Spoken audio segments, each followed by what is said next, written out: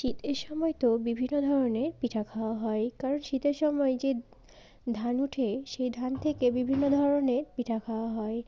এই তো আমার ননদ এসেছিল এবং তাকে পিঠা খাওয়ানোর জন্য আমি পিঠা বানানোর জন্য চলে এসেছি। জীবনের প্রথম পিঠা বানাবো, সেই জন্য আমার একটু ভয়ও করছিল যে পিঠাটা খেতে ভালো হবে কি না।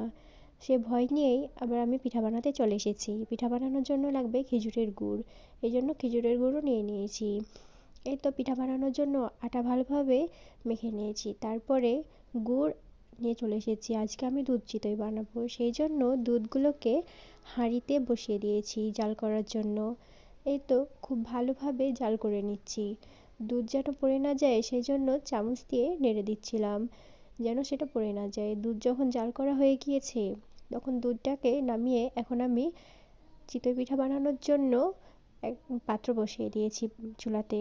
এই তো এটা যখন গরম হয়ে আসবে তখন আমি ছোট ছোট করে চিতই পিঠাগুলো বানিয়ে নিব।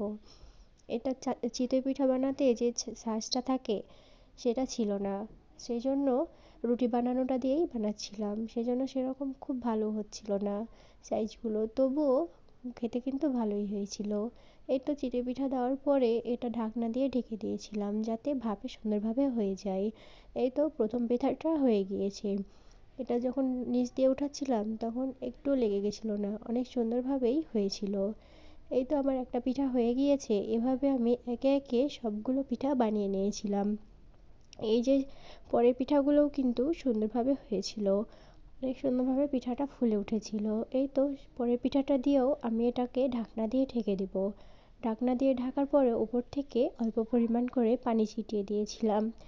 আর এদিকে যেহেতু গুড় দিয়ে পিঠা বানাবো সেই জন্য গুড়গুলোকে গলিয়ে নেওয়ার জন্য অল্প পরিমাণে পানি দিয়ে দিয়েছিলাম, আর গুড়গুলোকে ছোট ছোট করে ভেঙে চুলায় দিয়ে গরম করে নিচ্ছিলাম।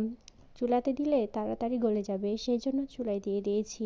একদিকে গুড় গলাচ্ছিলাম আর অপর পাশে পেঁয়াজু ভাজছিলাম।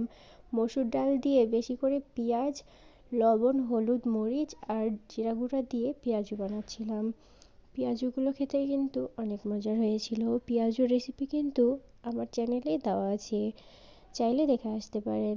এই জন্য আমি আর নতুন করে এই রেসিপিটা দিইনি, শুধু পিঠাটাই বানাচ্ছিলাম, সেটাই ছোট ছোট করে ক্লিপস নিচ্ছিলাম। এই তো এদিকে পেঁয়াজ ভাজছিলাম আর এদিকে চিতই পিঠা বানাচ্ছিলাম। পিঠাটা কি সুন্দরভাবে ফুলে উঠেছিল। যখন আমার সবগুলো পিঠা বানানো হয়ে গিয়েছে তখন এগুলোকে একটা পাত্রে খুব ভালোভাবে সাজিয়ে নিয়েছি।